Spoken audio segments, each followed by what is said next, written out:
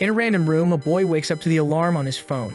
As he opens his eyes, he is startled. The entire room is painted with red scriptures. He wonders who could have written all that while he was asleep. However, strangely, the letters begin to disappear. He then thinks he must have been hallucinating because he just woke up. Weird how realistic it seemed. But then he looks to the side and notices the room he is in is not his room. Getting up, he wonders what kind of place this is. The instant noodles he ate and the 2 tissues he threw on the floor are no longer there. Obviously, he gets confused and starts to freak out. He seems to receive memories from another life of someone who is identical to him. Moreover, both are orphans, but they followed different paths. Our protagonist studied all his life and got into an amazing university. But the guy whose body he took over dropped out of school and had a horrible job. Looking at his trembling hand, he wonders if he is in some other world. And what was the relation of those words written in blood on the ceiling? In the memories of the original owner of this body, there's nothing about that. He stands there trying to understand the situation, when someone calls him husband and says it's time for breakfast. When he turns around, he sees a woman with large curves. Looking at her thighs, he wonders what this husband thing is about. In his parallel world, did he get married so early? She sits on the bed and tells him to get up, it's getting late. Now the rascal already thinks that the transmigration wasn't so bad. He swallows hard, thinking that if it weren't for this transmigration, he would never have such a beautiful and kind woman. She keeps calling him to have breakfast. He doesn't know whether to call her baby, wife, or darling. He then decides to delve into the memories to find her name, so it would be easier. He starts thinking and strangely finds nothing. His mind seems to split. No name, no experiences, no hobbies, no favorite position, nothing. There is absolutely nothing about her in his memory. He looks back hesitantly, realizing she is standing still, and he already knows this so-called wife is strange, and a fly lands on her eye. Hesitant, he asks who she is. She stands still for a second. She then says that it seems he can see, already opening a monstrous mouth. Sweet and cold, the protagonist says that he is just a little confused, he will think about it properly. But now she has already turned into a giant creature saying that he can see. He cries for a second, but in the next, he is devoured. Suddenly, he wakes up in bed again, sweating cold and wondering what happened. He looks up, certain that everything was a dream, only to see the words in blood once again there. He can't read them, the things disappear, and he thinks there might have been some kind of clue there. Staring at his own hand, he thinks he will have to pretend to be blind. But putting his hand on his head, he knows. In the memories of the owner of this body, he wasn't blind, so it makes no sense. He's a guy who always lived alone and never saw or heard anything out of the ordinary. That means he can't let this woman know that he can see her. For now, he will have to pretend she doesn't exist. A hand comes through the door and calls him, saying he just woke up and it's time for breakfast. Seductively, she approaches while he thinks he will have to ignore and see how the former owner lived. She places the Dragon Balls in play and asks if he is awake. Sweet and cold, he knows he can't move and can't see, or else he will die. But suddenly she turns her neck and approaches him, while he insists to himself that he can't show any reaction. But she keeps getting closer and suddenly her tongue comes out of her mouth. As it touches his face, he shows a reaction, and then she knows he can see. His face begins to be consumed by a curse, and suddenly he explodes. In the next second, he opens his eyes and gets up startled again. But now he is angry at that damn woman. The poor guy wakes up sweating cold and tries to stop to reason and starts to wonder. Is he being resurrected, or is this a time loop? Apparently, it's like when you save a point in a game. He grabs his phone knowing she wanted to force him to show a reaction. He puts on TikTok videos of dancing e-girls to pretend he's distracted. When once again she appears behind him and says it's time for breakfast. She calls for her husband and asks why he is looking at other women like that in front of her. He starts talking to himself, saying that he loves that girl from the live stream. Meanwhile, his wife asks if he doesn't like her anymore. She approaches and says she knows he doesn't have a vision problem. So why is the phone so close? Is he seeing her by any chance? He goes back to fiddling with his phone, wondering if he can't even seem strange. However, he calms down a bit since she didn't show a reaction. He then goes back to looking for other live streams. But then he gets a scare. She appears live streaming on his phone. He stands up and throws the phone on the bed, scared. As he trembles a bit, she behind him says he can see. She opens her monstrous mouth to eat him, but now he comes to throw a punch. But she dodges, and then there's nothing he can do. A bite to the arm, he agonizes and dies once again. While she feeds on the pieces, he wonders if that is really his remains. And with that, he starts losing consciousness again. Once more, she says it's time for breakfast, and she approaches, startling him. Up to the 6th time he resurrected, he still got scared just by her getting close to his face, and he died multiple times because he couldn't act very well. On the 8th time, he tried to escape from that room, but there was no way, and she realized that she could be seen. So he concluded that he should pretend to like her since there was no escape. As soon as she came to get breakfast, he said she was amazing. His plan was to take advantage of that as much as possible. But in the end, he went hungry, and she ate everything. And so he died 13 times in a row while trying to find some way to calm down. Some people who go insane become very sane. But for him, death kept coming. It reached 14, 15, 16. And with each death, he received new memories of the owner of that body. He started to understand a bit about that world and how different it was from his world. This is a place full of bizarre tales. On the 18th death, he wondered why he was reliving. Who wrote those words in blood, and why did they disappear as soon as he looked at them? Once again, he opens his eyes, wondering who is responsible for all this. He doesn't know who it is, but he knows his wife is one of them. She is a monster, and he began to repeat to himself that she should die because he deserved to live. Once again, she came through the door, calling him husband and saying it was time for breakfast. He got up knowing that every time she comes to do this, but never forces physical contact. Standing in the door, she asked if he wanted to start the day by eating some hot, moist meat. He got extremely close, but he walked right through as expected. She can only do something where she is sure he can see. He went to prepare some food while she, desperate at his side, said she already made breakfast and was ready for him. The poor guy sighed, thinking that the more beautiful, the better the lie. She's saying it's ready, but clearly there's nothing prepared. He made a snack, knowing that only by leaving that room would he find something about his wife. When he went to bite the snack, she had transformed into the floor, asking if he was seeing anything. He went to the door to open it, knowing he needed to get out of there, and she was visible on the doorknob, asking where he was going and why he wouldn't stay home with her. But he just opened the door and left the room, saying to himself that no one kills him 18 times and gets away with it. Now he wants revenge. As soon as he finds a way to eliminate her, he will come back here. But as soon as he opens the apartment door, he gets a scare looking at the sky. The world is red and filled with deformed creatures. In front of him, only the silhouettes of people. He gets scared by that and starts laughing like a psychopath, saying that this world is really interesting. But he feels something strange and vomits on the sidewalk. Suddenly, someone appears, asking if the uncle is okay. He looks startled, and it's just a little girl wanting to know if he's sick. He tells her he's fine and she can call him Big Brother. Patting her head, he thinks she's so cute that he would love to have a daughter. But she becomes deformed instantly, saying he can see. His heart stops, and he looks up. The girl turned into a giant demon with a blade. Our protagonist is at a loss for words and then starts laughing loudly, saying that this world is very, very interesting. He likes it and tells her that he really likes this appearance, because that way, when he kills her, he won't feel any guilt. He will end all the weirdos in this place without any remorse. But this time, he was torn to pieces. Once again, he wakes up in bed with the balloon wife asking if her husband is okay. The sun is already rising. The poor guy thinks that having breakfast 20 times in one day is really tiring. Sometime later, he is sitting on a park bench. Once again, the little girl comes and asks where her mother is. Can he take her home? While he is thinking about the madness and all the kinds of strangeness in this place. One type is the completely strange and irrational ones. They are aggressive but can't affect anything, like air. The other type is the creatures that are identical to humans. They do nothing but try to get close to you. But as soon as they get a reaction, they make their move. Exactly like that wife. He knows that no normal person in that world can perceive their existence. But even so, they cling to them. Why do they want that?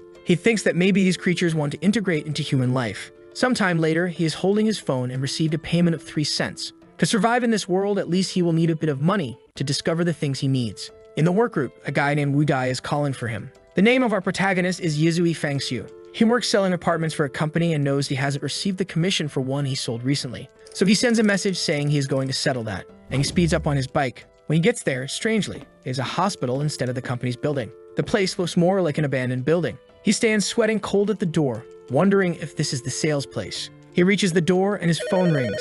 He says he is coming up and asks if everyone is in the office. The people say yes, that the owner's son tried calling him several times, but he didn't answer. The protagonist says that's fine, then he will come up. Our boy realizes that this place is definitely affected by reality, but the people on the call didn't seem to be doing badly. He finds it strange, but also interesting. Walking down the corridor, he suddenly bumps into something. He feels he touched something soft and wonders what it was. He calmly reaches with his hand, wanting to know if that is the limit he can go. But what he touches are 2 magical spheres of clairvoyance that predict a pleasant future. The rascal blushes, and suddenly, he feels something. A slap lands on his face. The girl appears screaming that she will complain about him, and she runs toward the guard while he doesn't understand what is happening. When he looks up, it says Yahello Academy. But as soon as he blinks, the place turns back into the abandoned hospital. He reaches toward a hospital wall, but strangely his hand goes through. He realizes he can't interact with the physical form of it, and thinks that maybe it's like the creatures that need certain conditions. Once again, he passes his hand through the wall, and with that, he goes through it. He feels a bit dizzy and sees an abandoned corridor. Sometime later, he has already looked in several rooms, but they are all empty. But in one of the doors, there is a strong smell of blood. Hesitant, he once again goes to pass through it. He ends up in a room where there seems to be a girl on the floor crying. He keeps looking and she starts to get up, and she looks at him, calling him Big Brother. But now he is resilient and ignores her, passing through the wall. As soon as he comes out on the other side, he faces another creature, but he keeps walking. Even the monster looks confused, and he realizes that there are dozens of strange things there. Every place he enters has a bunch of weird stuff. And the bizarre thing is that some rooms are open in a way that they could escape. Now he's getting good and doesn't show any reaction. all thanks to the dear wife who killed him 18 times. Suddenly, he sees some papers on the floor that talk about experiment number 128 that underwent a transformation. He crouches to pick them up, wondering if all the transformed are really human. But unfortunately, he can't even turn the page to know what's written since he doesn't belong to that world. Suddenly, something passes through him. He stands up, and it was the hair of a monster on the ceiling. She descends beside his face and asks why he is there. By any chance, is he looking to explore the mysteries of life with her? He ignores her while thinking that maybe the best place to go is the director's office. The mental hospital building is the same one from the memory of the body's owner, which should have been a sales company. And the director's office is where the old staff room used to be. He decides to go upstairs to see if there's anything there. As he walks down the corridor, someone calls for Brother Xiu and asks what he's doing there. Suddenly, a chubby guy appears, yelling at him, asking how he dares to come to work if he's already been fired. But Fang Xiu walks down the corridor and pushes the two aside, thinking there's nothing on this floor. The guy with glasses looks confused and the boss is cursing at him, asking why he's going to the second floor and telling the guy with glasses to stop him. But our protagonist is already walking over there and finally finds the director's office. Someone yells for him to stop, but he's already got his hand on the doorknob. The friends behind him are freaking out, saying it's all over. But just by seeing the leg, you already know what's coming. Look at the waistline, look at the little mouth. In fact, the colleague was already being squashed. The people ask who the protagonist is and what he's doing there, and he suddenly grabs her arm. She tells him to let go and asks what he's doing, but he just throws her aside, saying she's too noisy. She falls and the guy goes to help her without doing anything, while he finds a paper on the desk, and as he expected, there's some kind of big secret in this mental hospital. The message says that if he wants to receive the gift of fate and uncover the secrets of this world, he has to go to room 520. He wonders if this letter was for him, and leaves wanting to know how they knew he was coming. It's in building C, room 520. Suddenly the lamp bursts. The friend with glasses is still following him, while the other three who stayed behind are saying they are scared. He turns on his phone saying something is not right. The friend beside him says he's acting strange today. Why isn't he talking to anyone? He uses the phone to light up the second floor, and realizes he's no longer in the mental hospital, but in the old company. The guy having fun asks the chubby one for his phone, who says it also has no signal. He tells him not to worry, because with his status he can access more than he imagines. But if he's not wrong, all these things point to them having entered a strange world. An entire place that was once a normal reality now seems to be suffering anomalies. The people who were working are still worried about not delivering the service. One of the building's guards asks if everything is okay, and says he will take a look to see what happened. One of the girls crouches to pick up her phone and turns on the flashlight, but says it's too weak. The protagonist is there too. He turns on his and asks the guy with glasses why his light is also so low. People are questioning the blonde guy about what he said about them entering a strange world, when suddenly he loses his temper and tells everyone to shut up, saying they need to stay calm because that's the only way they'll survive. People fall silent, seeing that he got stressed out of nowhere. And the guy explains that in simple terms, they have entered a world full of ghosts. Basically, it's an alternate dimension where they live. People are silent for a second and ask about the guard who went to check the light. It's been 3 minutes and he hasn't returned. Tang once again warns that in this world you can't violate any ghost rules or you'll die. The chubby guy, trembling, asks what they're going to do now then. He replies that they urgently need to find a way to escape from there or everyone in that place will die. The protagonist is sweating cold and hears a sound behind him. From the familiar sensation, he knows it's a ghost approaching. He warns everyone that one is about to arrive. People tell him to stop joking because there's no ghost there. But one of the girls gets grabbed by the hair, while Fang Xiu watches the people scream, until he says that Yahello is already gone. The girl with glasses is scared, saying she must have walked away. She was right next to her and starts calling for her friend, telling her to say something. No one there can see anything properly due to the darkness. Yu Tang asks the protagonist if he saw the ghost's appearance. He replies that unfortunately he couldn't see it since the girl disappeared suddenly. At this moment, everyone starts doubting Fang Xiu, saying that he's acting strange. Yu Tang says that he doesn't seem afraid at all. Could he be a spiritual master? Confused, he asks what that is. The guy finds it strange that Fang Xiu doesn't know what a spiritual master is but is too calm. His identity is in question. The guy explains that a spiritual master is someone who can control their spiritual energy, and in moments like these, they are the necessary people. Fang Xiu asks if the spiritual master thing is someone who learned it in the realm of the strange. If that's the case, he wants to know how to do it. Once again, Tang notices he's very calm and confident, so maybe he's the key to getting out of there. And then he explains that to get out of that world, you need to gather the power of the ghosts. You need to meet 2 conditions simultaneously. The first is to go through the fear between life and death, simulating an emotional trauma. And the second is to come into contact with the ghost to let its power invade your soul. But you must be cautious since ghostly power is like a bloody garment. Even though it covers your body, it also stains your soul. Hearing these words makes Fang Xiu thoughtful, especially because he knows that after multiple deaths, He avoids contact with the ghosts to not die. From the wife to all the street creatures, they are mere illusions as long as he doesn't interact with them. However, when a ghost crosses into reality, it can kill without the need to be seen. So maybe if he can contact them, he will be able to eliminate them. Fang Xiu wonders if this is a good thing. Remembering his wife, he says he's crazy to become a spiritual master and end her, when suddenly, another person from that place disappears. Tang starts to go crazy, telling everyone to shut up or they'll attract more ghosts. Fifi approaches and asks what they are going to do. She's afraid of disappearing. Fang Xiu says it's 2 and 3 minutes. Precisely for men, it's a 3-minute interval, and for women, it's 2.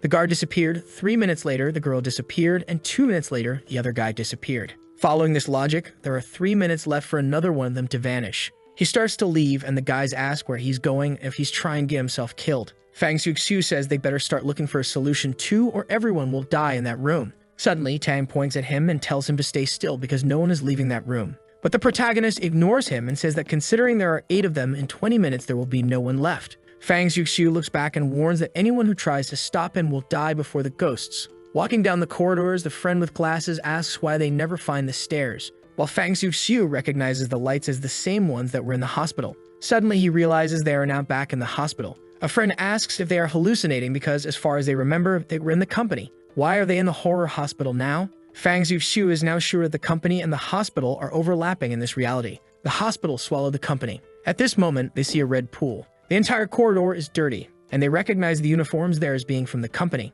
Fang Xiu concludes that the ghosts take 2 minutes with women and 3 with men because that's the time it takes to eat each type of person. He says they still have some time, and the guy with glasses says that it seems they are still eating jialing. The protagonist finds it strange because in the hospital, everyone was trapped. And the first time he passed through here, there wasn't all this blood in the corridors. The cuts on the clothes prove they are using some sharp blade, and he found only one like that. Something is coming out of the ceiling, and he remembers that the only one moving freely is the ghost doctor he saw right above him that time. They hear some sounds coming from that direction, and when they look, it's the group that was in the room, coming to ask what they will do. They feel a bit awkward, and the chubby guy asks if they found anything by coming down there first. Suddenly, they scream, and the girl says there is a lot of blood there. Everyone recognizes it as being from their allies' clothes, and Tang asks if everyone was eaten. Fearful, Fifi begs to leave, and Tang says they really need to flee as quickly as possible. They ask Fang Xiu to lead the way, but he says nothing.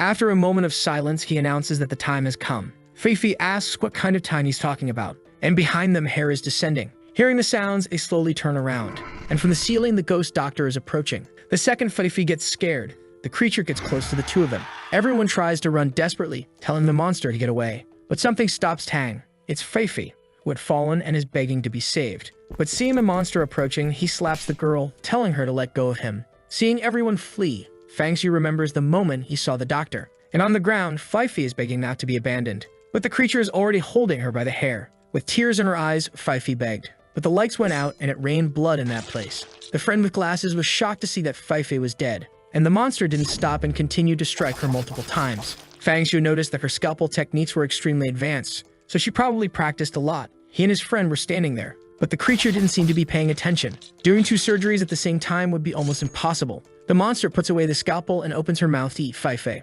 Fang Xiu understands that the instinct to eat humans is just because she turned into a ghost. He starts to approach and his friend asks what he's doing next to the monster. Fearlessly, Fang Xiu punches her in the face, but he is startled. Her skin feels hard as steel. He remembers that all the creatures he encountered are extremely powerful compared to humans. The only way is to become a spiritual master to change this situation. The friend calls for him, saying they need to run away. But Fang Xiu says it's okay because that creature only kills one person at a time. That means when she's eating is the safest moment of all. The friend says that soon the monster will finish. But the protagonist says that Fifi had an extra round piece of flesh there that will make it take a little longer. The friend, upon hearing that, vomits. While Fang Xiu remembers that he needs to absorb cursed energy from the creatures. And in a dimension like this, near the ghosts is where the most concentrated power it is. A physical touch would be the best way. Seeing the ghost's thighs, he pats them to see if he gets infected. The monster's legs are inverted and Fang Xiu is patting them. The friend tells him to wake up, but it's not the time for this kind of thing. But Fang Xiu just says that if he's scared, he can run away.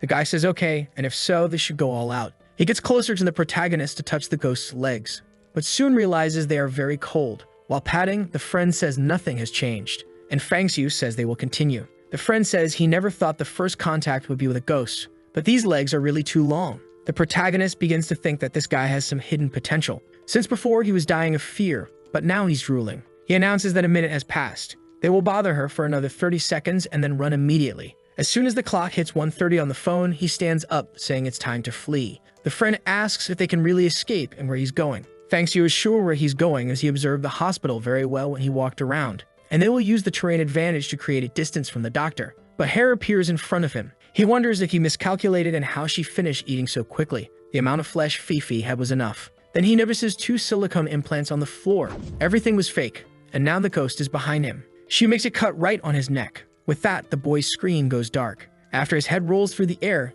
he opens his eyes again. But now he's back at the moment with that monster, right when the friend said it was very cold. Fangxiu concludes that the time loops are defined by events. Or maybe it's like a game where you have to pass a level and part of it gets saved. The friend is having fun, but he knows that last time he died because of the silicone. So this time, he can't make the same mistake. He quickly grabs the boy and tells them to get up. But drooling, the rascal says it's the first time, they can stay a bit longer. Fangxiu warns that everything there is silicone, so if they don't run now, they'll both die. The friend is shocked, now understanding why it was so big. With that, the two are already fleeing down the stairs and encounter the people who were also coming down. The desperate crowd starts running faster than them.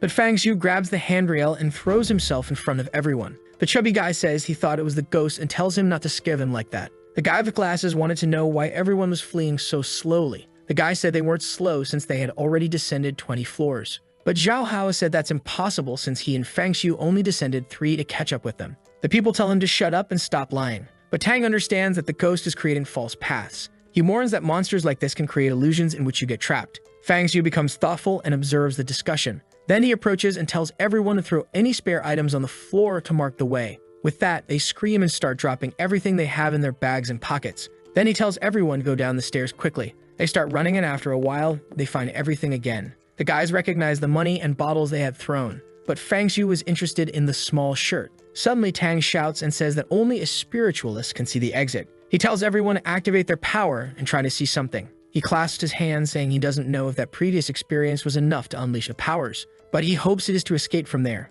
The people are confused, not knowing how they're going to do that. They start trying like the guy did while Fangxiu observes the stairs. He remembers that the exits from these corridors were on the right side, so it must be something similar. Seeing this, Tang asks what he's going to do again. He says he doesn't care about praying and is more interested in finding clues to escape from there. Hao was impressed that Fangxiu was still very calm, while Tang thought he didn't hesitate even for a second when the monster appeared. The strange thing is that now they fled down the stairs and found the two again. Not to mention that both spent at least a minute with the monster in the corridor, so what happened? For some reason, the psycho concludes that they should be taking advantage of the ghost. It makes a lot of sense, but obviously he thinks that's not possible, thank God. Fangxiu was touching a wall and Hao asked what he was doing. He was counting between 10, 12, 15 and said to stop. He said he found it. The friend was impressed that there was actually a door, and Tang appeared, asking if they really found it, and came running. The problem was how to open it. He imagined where the lock should be and moved his hand in the void that opened the door, from which an energy came out. Fangxiu was about to be the first to enter, but Tang bumped into him and ran out, saying they were finally saved.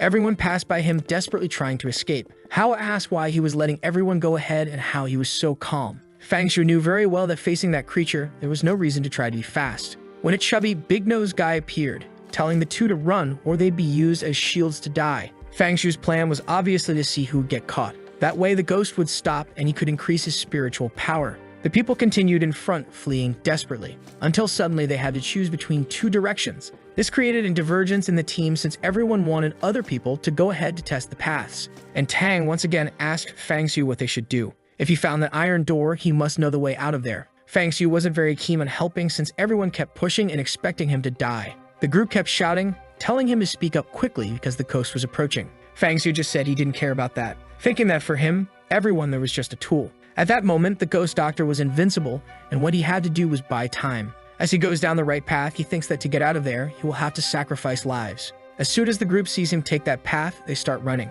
and a hand can be heard coming from behind. The chubby guy is the last one, and Fangxiu knows very well that she has arrived. Soon on the ceiling, she is preparing to attack him. As she sees everyone fleeing, she approaches the last one. As the hair draws closer, the chubby guy panics, saying he can't die. Seeing a guy in front, he thinks he didn't give permission for him to run faster. So he grabs him by the collar and throws him back. The blonde falls to the ground, calling out to the chubby guy, but something has already slashed his neck, and the walls are painted with blood. Seeing how the guy did that, Fangxiu thinks he is no different from a ghost who lost his sanity. But now he needs to increase his spirituality. The group asks what he is going to do, and there he is once again, facing the ghost. The sick friend approaches, saying he can't have all the fun without inviting him, saying that smooth cold skin like that is like ice jade. Fang Xiu thinks the guy suddenly turned into a poet. Seeing how crazy he is, maybe he will also awaken spiritual power and together they can escape. Sometime later they are fleeing again and Fang Xiu asks if he's not afraid of dying. Hao says that waiting for death is worse than being killed directly. Besides, he trusts him because he's there.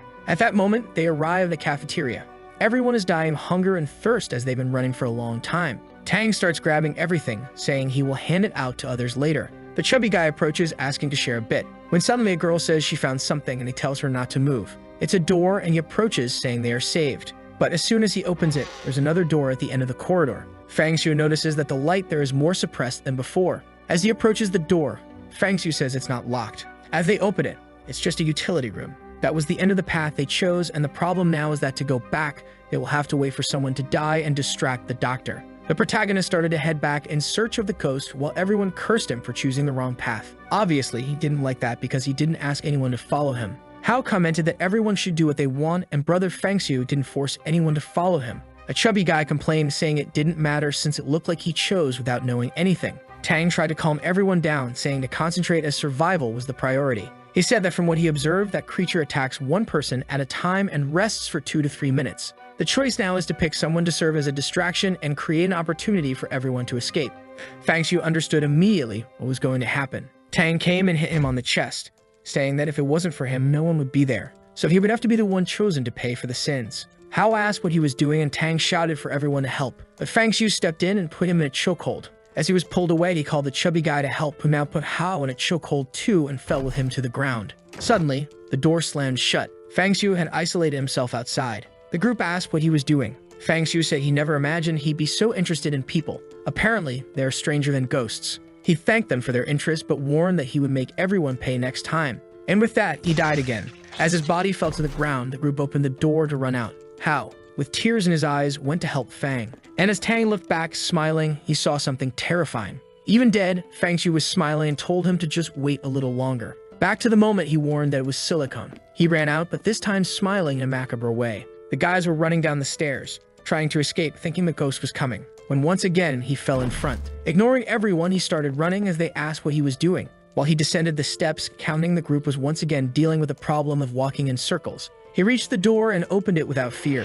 No one understood how he found it so quickly. Tang asked if he had awakened his spiritual powers, but he just ignored them and warned they had 1 minute before the ghost would appear. Seeing this, Tang smiled, saying it seemed he had indeed awakened his powers. If he helped him escape, he would pay 5 million. But Fang Xiu just smiled, saying there was no need to rush because he needed to resolve something before leaving. When Tang was about to ask what it was, Fang Xiu kneed him in the groin. The poor guy groaned and fell to the floor in pain. Fang Xiu said he should use the 5 million to treat that. Agonizing, Tang said he could pay even more if only he asked. But now the protagonist was cold. The rest of the company started cursing him, asking how he could be so dirty. But Fang Xiu warned that it was impossible to escape the ghost's speed. But with Tang on the ground, everyone was saved. The group was confused about this notion of being saved, until suddenly another kick landed and now the chubby guy was writhing on the floor. Fang Xiu said he should have died a long time ago. Hao and the rest of the group were asking if he had gone mad, and if he was going to do this to everyone. Fang Xiu said no because he needed at least one person left. Hao said it was a good plan,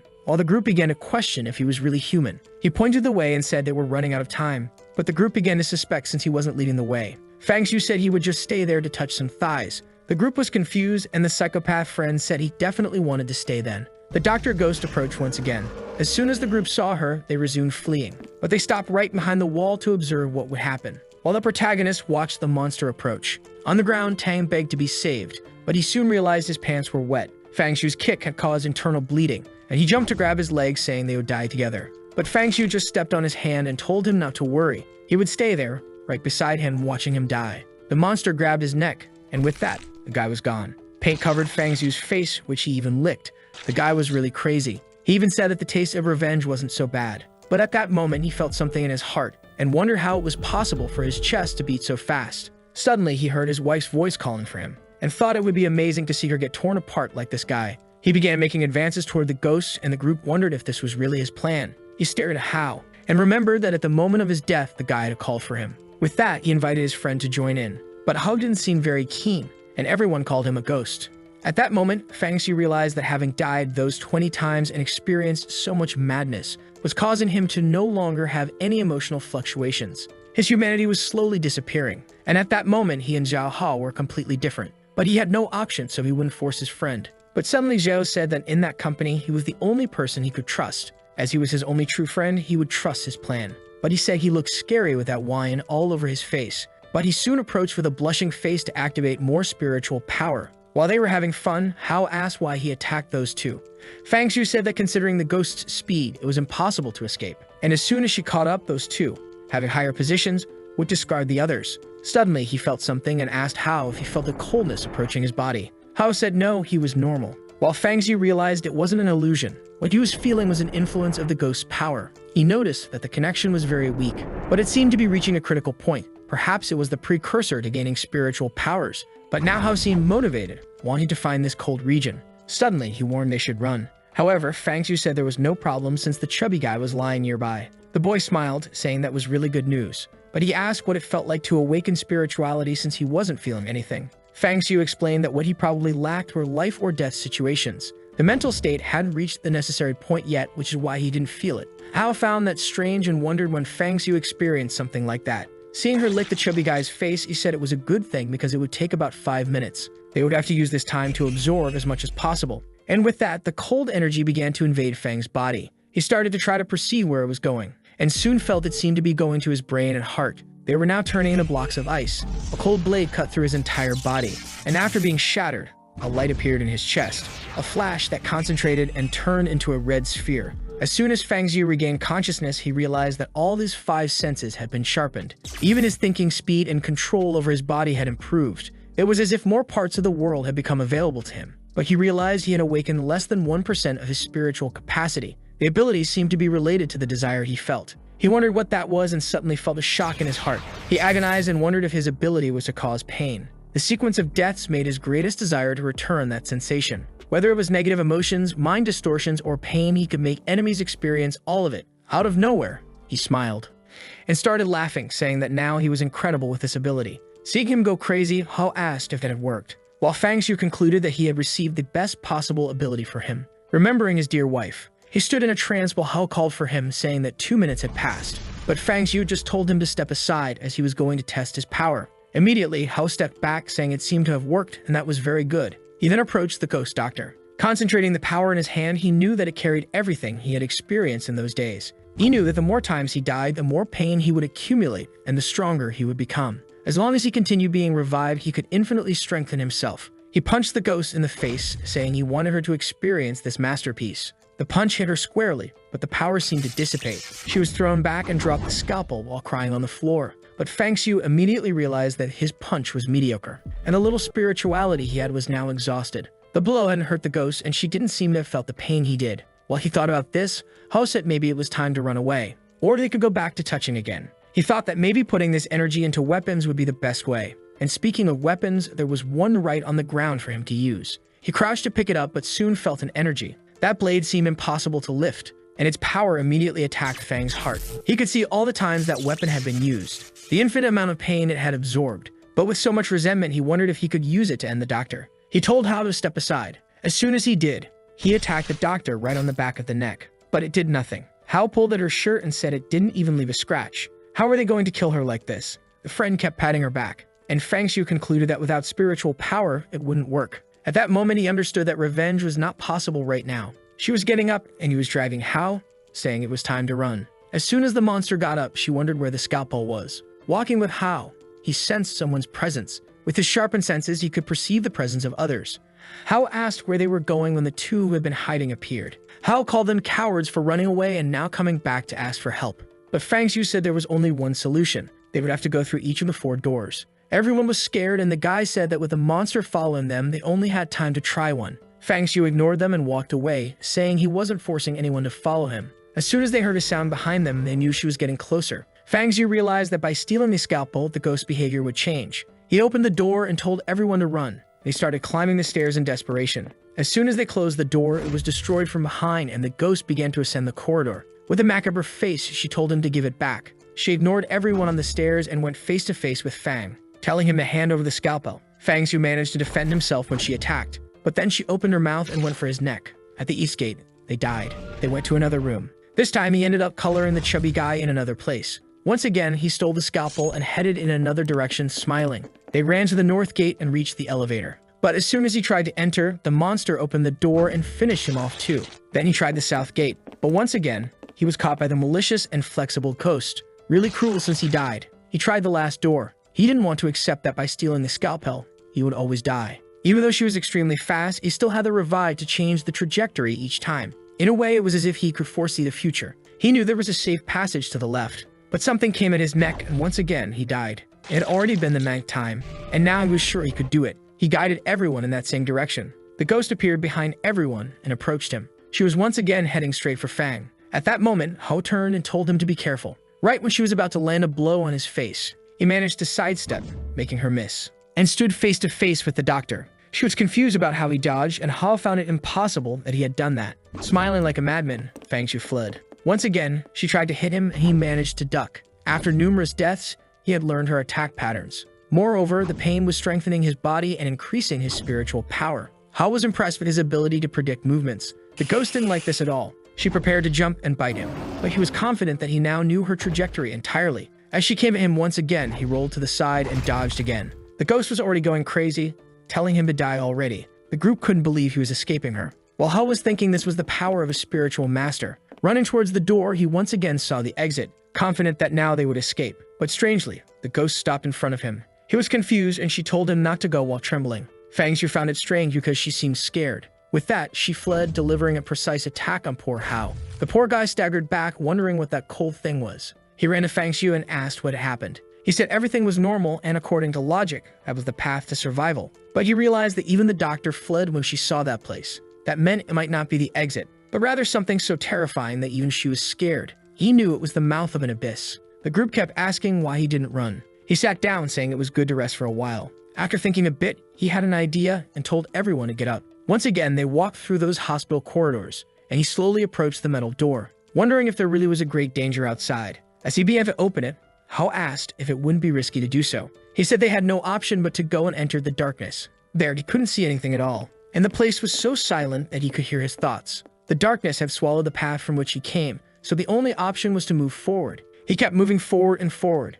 It seemed that the very sense of time had been consumed. It was as if the path had no end. After walking for what felt like an eternity, he opened his eyes and found himself in front of the academy's entrance, making him wonder if he had really escaped. Everyone ran past and Ho celebrated that they had finally escaped. The guy wanted to get out of there as quickly as possible, and Ho called out to Fang, telling him to run too. But Fang Shu knew something was strange. When he looked back, he remembered. The only visible thing was the school, and the hospital had disappeared. Ho said he just wanted to go home and rest because the day had been exhausting. That's when Fang noticed something. He started running around saying it had vanished. There were no ghosts in the city. He couldn't accept that he escaped without any reason. He could accept the hospital disappearing, but not the disappearance of all the ghosts. How would he be able to get revenge on his dear wife? He found himself in front of a car saying that she had to die at his hands. That's why he needed to go home. But the driver braked, and now he was in the passenger seat, murmuring to himself that she couldn't just disappear like that. He didn't want his wife to vanish that way. As soon as the taxi stopped, he ran home desperately.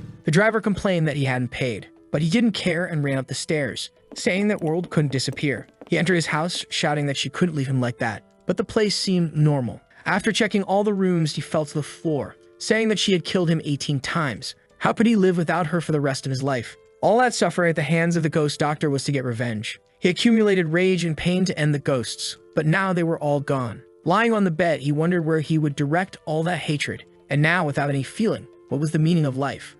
At that moment, he received a message on his phone telling him to check the news. The Bailu Academy was burning. He immediately saw that the news reported a fire that engulfed the entire building. More than 11 people died, including some of the bosses there. The psychopath Fang Shu started laughing, because the message said they had found his body dead. He got excited, thinking that apparently the mysterious things hadn't ended. They just wanted to play hide and seek with him. Now he was sure he could see his wife again. On his phone, he was getting a bunch of messages from the boss telling him to come to work.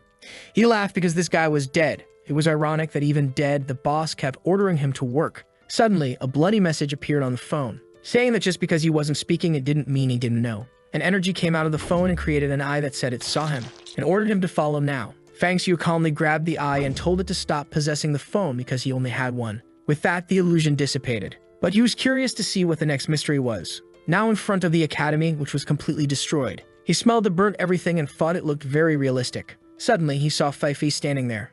All excited, she came to talk to him, saying he arrived early today. He touched her shoulders and asked if she was real. She said he was getting very bold, but suddenly he pulled her, saying he knew very well how things had happened. He was going to climb the stairs when Hao appeared and asked if he was forced to work. He said he actually liked it a lot and asked where boss Dahai was. Hao pointed and said the guy was at the back of the room. Strangely, company was as busy as ever, and Fang Xiu began to wonder if what he saw was a lie and this was actually reality. When he found the boss, he was scolded, being asked why he had responded to the message in the group. Fang Xiu ignored this and asked when he would receive his commissions. Dahai said he had the nerve to arrive late and talk about commissions, while Fang Xiu complained, saying that even dead, Dahai was disgusting. The boss pointed his finger at him, asking what he was talking about dying, and told him to speak properly because he was very much alive. But suddenly, Fang Xiu finished him off with the ghost doctor's weapon. The boss groaned and fell to the ground. Fang Xiu smiled, saying that apparently now he wasn't alive anymore. Everyone at work stands up and stares at him. Fang Xiu walks over to Hao, pats his shoulder, and asks what happened. Suddenly, Hao's body inflates and transforms. Fang Xiu realizes that everyone's bodies are cursed and starts finishing them off. When he's done, he asks whoever did this if they had enough fun, but he realizes it's all a dream. On the ground, the people are writhing, begging for a like in this video to help Mamoru make more juicy content for his viewers. Activate the cheeky little bell, and I'm out.